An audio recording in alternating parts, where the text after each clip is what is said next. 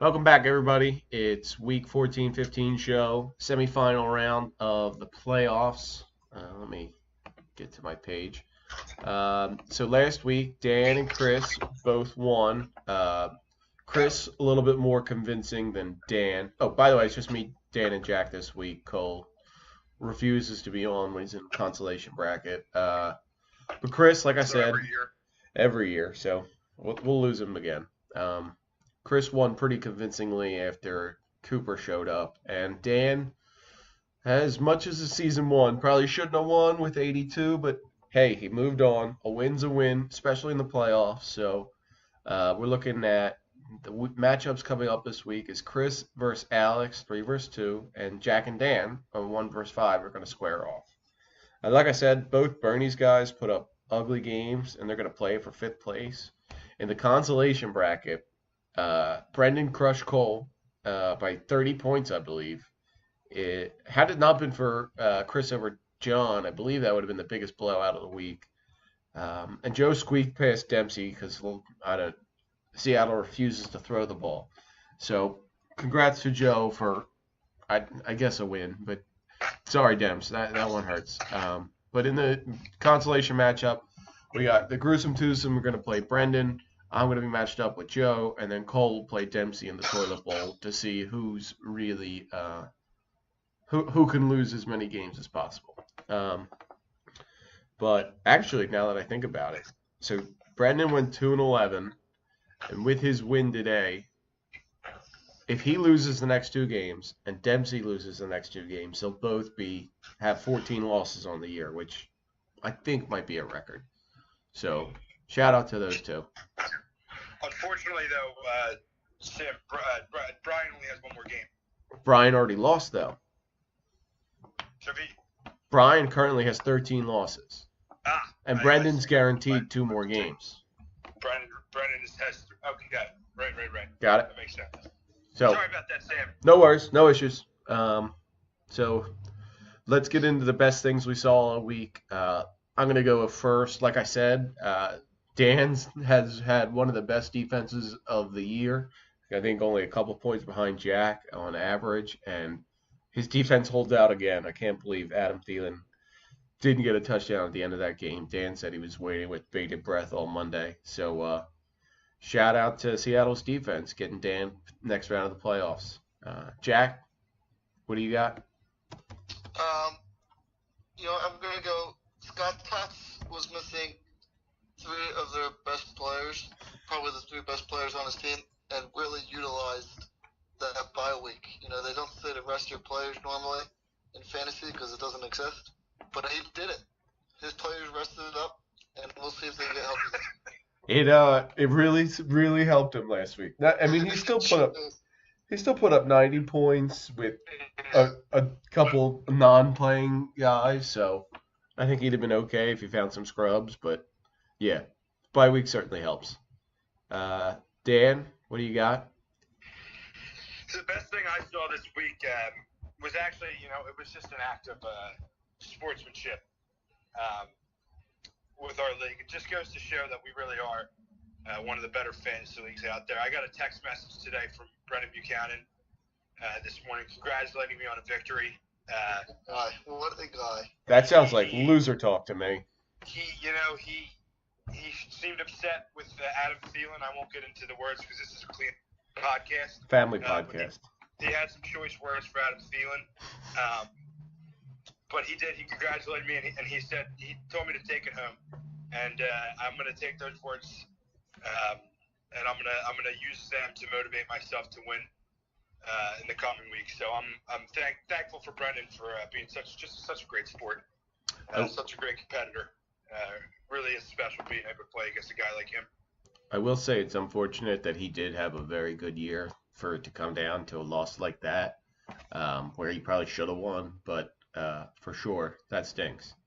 By the way, I did want to give another shout out to our other resident Brendan, 97 points. Third highest score of the week. Had he been in the playoffs, he'd be moving on as long as he didn't play Chris. So Congrats. Just, had 4 or 5 of those games gone his way, he would have really had something special cooking. He really would have. He really would have. And it's not like it wasn't close. He did have the worst defense in the league, so who knows? Just shame he didn't get to use Big Ben in the playoffs. His third-round pick. He's real dangerous. Real dangerous. It's a real shame. But yeah, so those are our shout outs of the week. Let's get into the breakdowns. I'll start.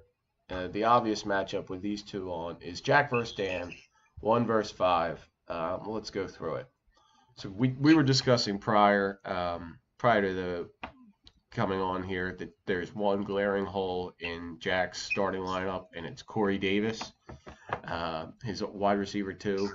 So I really think Jack obviously has a strong lineup. Hopefully George Kittle gets another 200-yard game.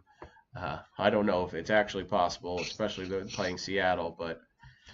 And then with him having Ware potentially out, he goes with Carson, Chubb, and Gurley versus Dan's wide receiver trio of Allen, T.Y. Hilton, and Robert Woods. I think Gurley tips the scales, obviously, in Jack's favor. Cam Newton has just been putting up stinkers on top of stinkers. Plays New Orleans, so hopefully it's a little bit of an open matchup. I'm sure Dan's hoping for. And he's got Austin Hooper going against Arizona. So can David Johnson actually produce any points? I have him in another league, and he is extremely frustrating this year. But right now it's projected 117 to 99 with some change on either end. And I don't think it's going to be an 18-point swing.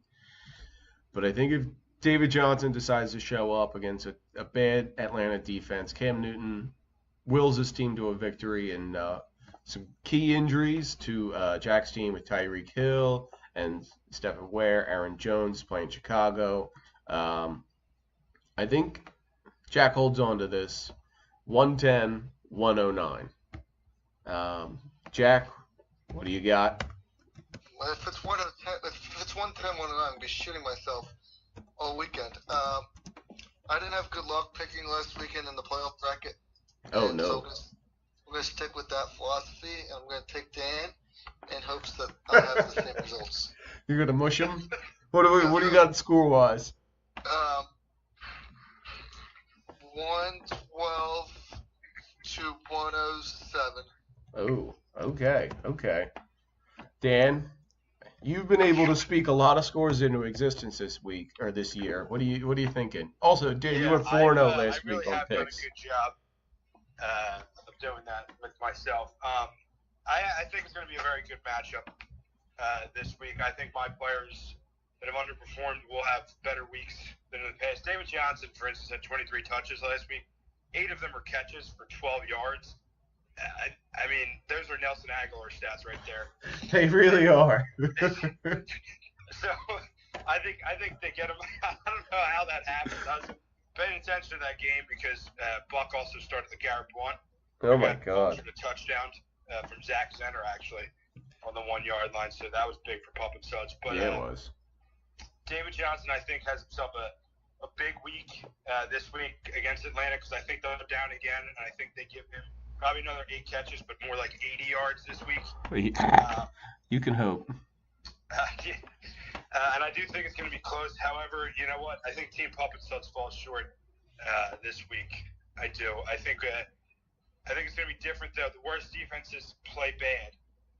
The 2 best defenses, play bad. And it's a 131 to 127 victory. A valiant Monday night effort from Team Pup and Suds, but Mark Ingram does not get in the end zone, and Team Pup and Suds fall short by 4 points. Oh wow, that's got to be one of the higher matchup scores that we've seen this year if it comes to fruition. But okay, so 2-1 favorite Jack. Jack's the odd man out on that one, didn't think I'd be saying that, but whatever. Jack, take us through the next matchup, the other playoff matchup, Chris versus Alex, 3 versus 2. Chris and I were actually texting about this matchup today, and we think it's going to be quite the heck of a matchup. He was reminiscing about his draft pick, Le'Veon Bell, and how much that would be if he had him this week. Oh, my God. Get over it, Chris. Yeah. Time to I like quit crying. Philip Rivers. Unfortunately, hopefully Philip Rivers doesn't throw to Keenan Allen, but I like him this week against Kansas City in a high-scoring game. Mark Cooper, I'm going to bet against because I'm so bitter at him right now. Yeah. And I don't know. This is going to be a tough one. Alex is banged up on his side. He's got Jalen Samuels in right now for James Conner. Melvin Gordon's questionable, and as well as Odell Beckham. The Giants have won 4 of the last 5, but play a tough Tennessee defense. Is that really? This would be a close one. Jacksonville's been so weird defensively recently. They'll give up like a 200 yards rushing and then have 4 turnovers, but suck. So Adrian Peterson could have 2 yards or 100 yards. Yeah. I don't know. This is going to be a tough call. I'm going to take... Holy smokes. I'm going to go Scott Stotts. 108 to 104. Around there. Something like that. Okay. Now, I do want to mention right now, Chris is favored according to Yahoo. However, Alex is not currently starting Melvin Gordon, who has the Thursday game this week, nor is he starting James Conner, who he's projected to be playing. He's currently questionable, but Alex still holds on to the top 3 defenses in the league in Houston, Chicago, and New England. So thank God he has all that depth, even with the rest of the team. But Dan, what do you think about this score? Yeah, we have ourselves a real nice matchup. I talked a lot of shit to Chris the entire season. I still think his team sucks. And in all honesty, this is going to come back and probably bite me in the ass, all the shit talking, because I'll win this week like Chris, and Chris will smack me in my first ever championship appearance. That would be amazing. There's nobody I would want to play less in the championship than Chris, because Karma's going to come back and just kick my ass. But I think this is it's going to be a good one. The interesting thing here is if Melvin Gordon plays, you'd imagine that Alex moves Jalen Samuels to the tight end position. Yeah, that's some bullshit. Right, that's an advantage there. It's absolutely ridiculous. How is he a tight end running back combo? Because they didn't know what he was coming out of college, I guess. But he played running back all through college at NC State. He was a running back pretty sure the whole time. Maybe I'm wrong. I thought I looked up his stats. I think he went to the combine as a tight end or something. Is he like freakishly large? I think he's like 6'1" or so. He's 6 foot 225. And what kind of tight end? What? That doesn't make any sense to me. It really is ridiculous, and honestly, it's not very fair if he does get to do that. So I'm honestly hoping that Melvin Gordon's out strictly so Alex doesn't play him doesn't play Jalen Samuels as a tight end. But whatever. I think it's going to be a great matchup. I really like Michael Thomas against Carolina. It's in Carolina, so Carolina should keep it close. And, he should have himself a nice game. Like Jack said, Philip Rivers should probably throw 395 yards and 5 touchdowns. One would think. City. All to Keenan Allen, hopefully, but who knows. I don't like Tom Brady this week. Really? He's historically very good against Pittsburgh, I feel like. I know, but I just think it's going to be a sloppy, weird game. Pittsburgh's coming off a loss to couple losses. Miami's coming off New England's coming off that weird loss to Miami. I don't know. I just don't like Tom Brady right now. He hasn't had a good season. No. And I do think Alex is going to win this game for his. Was this to be his 3rd straight championship appearance? Yeah, we got it. I don't want to see it. 4th straight? 3rd. 3rd straight. So I think Alex wins 107 to 105. Wow.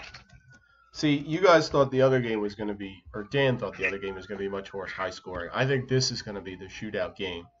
I think Cooper, as much as I want to say it's going to have a good game, I think Brady's going to have a good game. Kamara and Mixon and Kelsey should all have good games. Peterson, again, walking body bag. I don't think he's going to do anything. Chris could hope that Golden Tate finds the end zone, but that's a stretch. Baltimore versus Tampa Bay is going to be good. They got to get back into the win column after that loss last week. that's all Chris's team. And looking at, I mean, we know Alex has had one of the more ridiculous teams throughout the year, but he really is quite banged up right now, and I think it's going to take a toll. I don't think it necessarily has to do with him, but I think Odell Beckham's going to be slow. I think Gordon is still not 100%, especially going on Thursday night. James Conner, I don't know how good this Samuels character is. I haven't really watched him. So, I mean, to be projected 11.8 against New England is kind of crazy to me.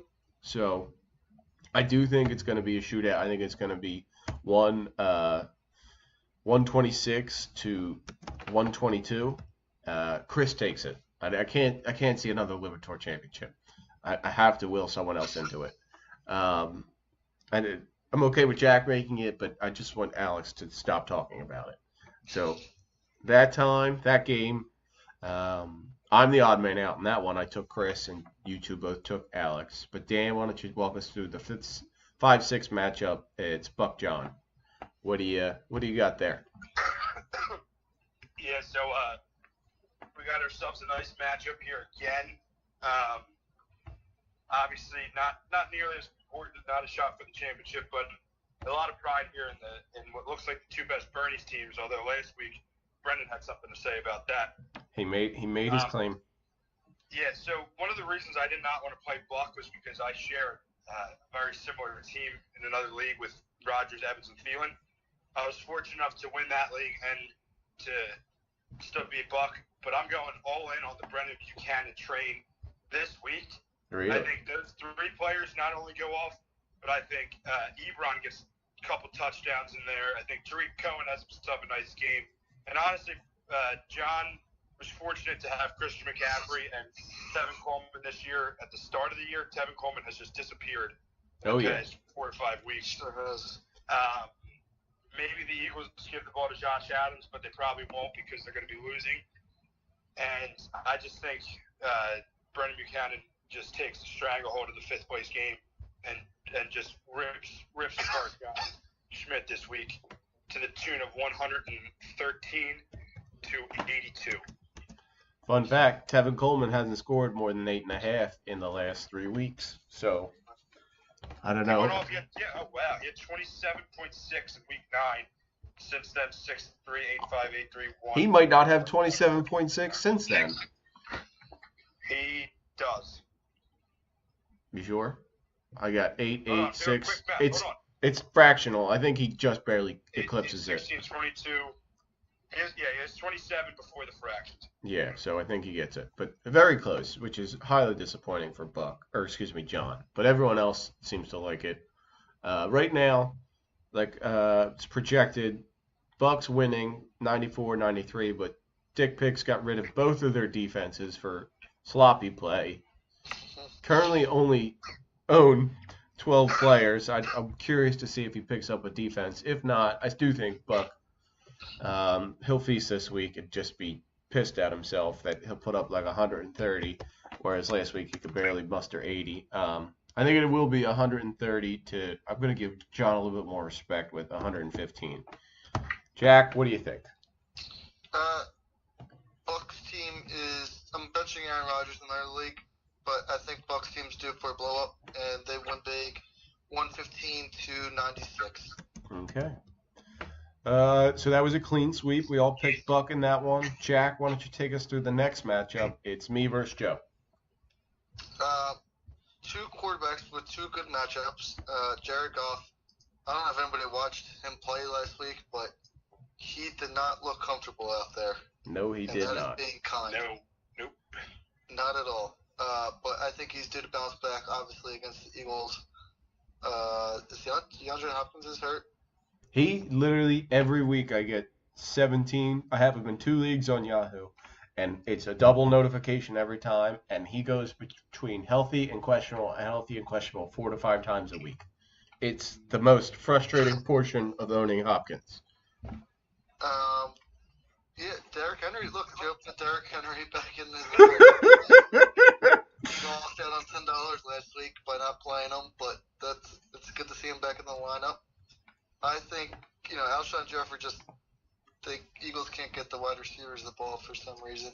I think Sam takes this one 103 to 91. Ooh, I'll take that. Sam, you really picked a good week. I mean, I know it was the consolation, but you picked a really good week to have a bye. I really did. I really did. I like Sam this week as well. I like him to lose to Joe. Oh, wow. In a really close one, 101.64 to 101.62. Ooh. I'll be glad to lose by that. What happened to James White? The Patriots have abandoned him entirely. Like Devin Coleman, he just disappeared off the face of the earth. I thought I had a juggernaut of a backfield with Michelle and Elliott and White, and I had Edwards, and Elliott has not pooped his pants. The other three have not played up to par. Larry Fitzgerald scares me on my own team. I don't have anyone else to put in. I don't want to put anyone else in. I'm not going to take any shine away from Brendan for having the most injured team in the league, but I'd like to. Dan, are you washing your phone right now? Are you taking a bath? Please. Sorry, I thought I was on mute. No, that was some disgusting gurgling sounds, whatever that was. I was shaking up the dressings. Oh, Jesus. I whipped together a couple dressings I was shaking up. You totally derailed my train of thought there. Oh, I was going with, I don't think I have the most injured team because obviously Brendan was the Walking Dead for the year. So, but I want to say I'm in contention for second place. I think this is going to be a slugfest of terrible proportions, but I do take it 78-76. I'm going to highlight the next game. It's actually Gruesome Twosome, who's been on a bit of a heater, scoring, they only scored 80 last week, but I don't think they were paying attention, versus Brendan, who's riding. Can he string together 2 wins? That's the big question. Right now, it doesn't look like it because it's projected 91-74. Theoretic's got a whole 3.65. Aguilar still in there. What the fuck? Big Ben and Jarvis Landry are going to lead this team. But I don't think it's going to be enough between Philip Lindsay, Lamar Miller, and Stefan Diggs. So I think Gruesome Twosome's going to take this one in a. Every time I talk shit, Brendan, he wins. So I think it's going to be a good matchup, 96-90, Gruesome Twosome. Jack, who do you got in this one? Yeah, that was pretty generous of you. Spotting them all, 20 points. I'll give the Gruesome. He's got one player projected over 10 points, and it's Doug Martin. Oh my God. I'll give the Gruesome this one 98-67. Hold on, Jack. Now that you say that, top 3 players projected on Brendan's team: Ben Roethlisberger, 22.5; Doug Martin, 10.2. I don't even know this guy's first name, but it's Bagley, the kicker from the Chargers, is 8.46, followed by Jarvis Landry at 8.24. I was gonna say Marvin. I don't know why, but yeah, Brendan doesn't look great. Oh, that's why. Okay, Jack, did you give me a score? 98-67. Ooh, back to his ways with Brendan. Dan, who do you like in this one? I've rode the Gruesome Twosome all year. I'd like to consider myself their mentor. I don't know if they feel the same way, but I'm sure they do. They won't ever admit it. Do we consider them under your coaching tree? I would consider, yeah, they're under my coaching tree for sure. And now I have not been a great coach myself. I mean, you're in the playoffs. An owner, a manager from time to time, an owner, yes, but not a great coach. I've never made the right lineup choices. But he's under my coaching tree, and those two win this one 101-30. Big week for Bren. As far as coaching trees goes, I'd like to say I have Brendan, but I'm only taking credit for the year he won the championship. The last few, he's gone out on his own and done his own thing. So I'm going to count that as another championship for my belt. Thank you very much. And Dan, take us through this last one. It's the Toilet Bowl, the 9/11 Bowl, Cole versus Dempsey. The I don't have any other names for this one. It's the Flint Mission Mega Bowl. Here we go. Who do you got? For a couple reasons, I'm going to keep this one short and sweet. A, if you just look at the matchup, you can tell. And B, I do have some dinner with you. So, Okay. Dempsey wins this one. Julio has himself a nice little day. Drew Brees comes back into form. Russell Wilson does throw more than 72 yards, but not much. Devin Funchess, I don't even know. Is he still playing? I don't think so. Oh, no. No, he did play. He had 3 the targets. up, but he just sucks. Dan, he had 3 targets. Okay, the last 3 games, he's had 6 targets, 1 catch for 10 yards. So, real good stuff from click it or trick it started wide receivers. Yeah, I mean, LaShawn McCoy, I don't know if he's going to play. What did he have last week? He only had Miami, I believe. 0.1. See, that's the curse of surety. Yeah. Curse of shady. Saquon has another big week, of course, as he's been one of the best players, one of the most consistent players in fantasy as well, actually. Has never scored less than 10 points in a game. He had 10 one week, exactly. He had 10 exactly 1 week, and that's it. But yeah, I honestly think Dempsey wins this just absolute shit of a game. 74 to 73.498. Hold on. 73.48 to 74. Okay. Jack, what do you think? Yeah, that was fair synopsis there. Cole will win 83 to 74. See, I think Cole has been tanking unintentionally the last couple of weeks. Dempsey has outperformed most of his projections, so I think I'm going to take Dempsey in this one. In another, as you guys put, shit matchup, is he wins at 85-75 over to Cole. And so that'll bring us to that. This one, odd man out this week is Jack taking Cole. But other than that, the picks are in.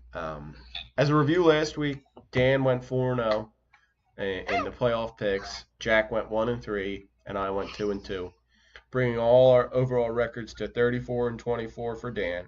Jack's at 35-23, still a game up, and I'm at 33-26, a game and a half back. So, or maybe that's more. I don't know. No, it's a game and a half. So hopefully this week we get some. There's some more diversity in these picks. So do we have a Tyler's fantasy corner, Dan? You know, I found out recently Tyler does them on Wednesdays. Oh, bad for us. Maybe we'll do a small segment tomorrow night. But okay. That's it then. Good luck to you two in both your matchup. I'm just praying one of the Liberators lose so we don't have to hear about another All-Libitor championship again. Jack, best of luck to you. Alex and Christopher as well. Best of luck. I think I'm rooting for Chris this week and then again next week, regardless of who he plays. I really want to see some just chaos. The league be turned on its head. Only 2 weeks over. Ever. I think the league would have to shut down for at least a year if Chris wins the championship. Oh, absolutely. He's out of the league. If he wins the championship, he's out of the league. Oh, without a doubt. I hope he knows that. He's well aware. He knows the pact he signed. He would gladly take $800 and run. Oh yeah. But okay. Sounds good. I'll talk to you guys later. As always, suck our dicks.